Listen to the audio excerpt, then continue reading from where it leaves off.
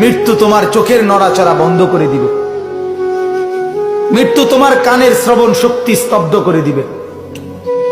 মৃত্যু তোমার ঠোঁটের নড়াচড়া বন্ধ করে দিবে। মৃত্যু তোমার জবানের শব্দ উচ্চারণ আওয়াজ বন্ধ করে দিবে। মৃত্যু তোমাকে তোমার কণ্ঠস্বর স্তব্ধ করে দিবে।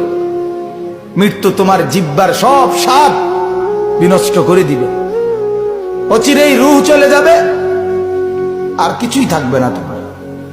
না কানের শ্রবণ শক্তি, না নাকের ঘ্রাণ শক্তি, না চোখের দৃষ্টি শক্তি, না চামড়ার অনুভব শক্তি, না পায়ের চলার শক্তি, না কল্পনার বিবেকের দিমাগের চিন্তা ফিকিরের শক্তি, কিচ্ছু থাকবে না।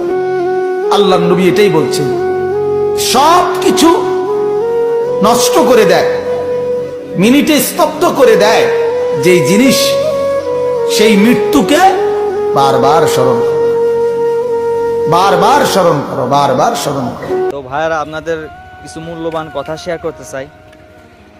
যে আমরা এই দুনিয়াতে টাকা পয়সাকে বড় মনে করি, আসলে যারা মৃত্যু হয়, ধরেন যে কোটি কোটি টাকা সম্পদ ইনকাম করে রেখে গেছে তার ছেলে মেয়েদের জন্য, আসলে সেই ছেলে মেয়ে যদি তার বাবার ভালোবাসা এবং নেককার যদি সন্তান না হয়, এই মূল্যটা আপনার সন্তান কোনো দিনও বুঝবে না। আপনি কোটি কোটি টাকা কি, মানে যত সম্পদই রেখে যান না কেন, ওই সম্পদের কোনো মূল্য নাই যদি সেই সন্তান আপনার নেককার যদি নামাজি না হয়।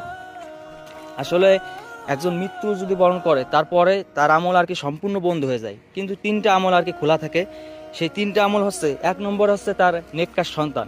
সেই নেককার সন্তান যদি তার পিতার জন্য দোয়া না করে, তাহলে ওই যে টাকা পয়সা সে রেখে গেছে, ওই টাকা পয়সা সে কাজ কিছু করতে পারবে না।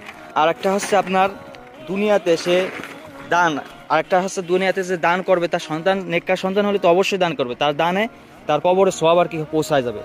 আরেকটা হচ্ছে সে যদি দুনিয়াতে কোনো জ্ঞান ইলমি কথা বা ইসলামিক কথাবার্তা তার ধারা আমল করে কেউ, ওই আমলে তারা সে সওয়াব পাবে, এটা আজীবন চলবে, সে মৃত্যুর পরও এটা পাবে।